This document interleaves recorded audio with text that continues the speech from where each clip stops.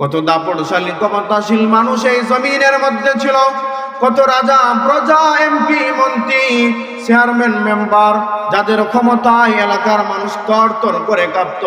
কিন্তু আজ এই ক্ষমতাশীল মানুষ, এই দাপটশালী মানুষ এই জমিন থেকে বিদায় হয়ে চলে গেছে।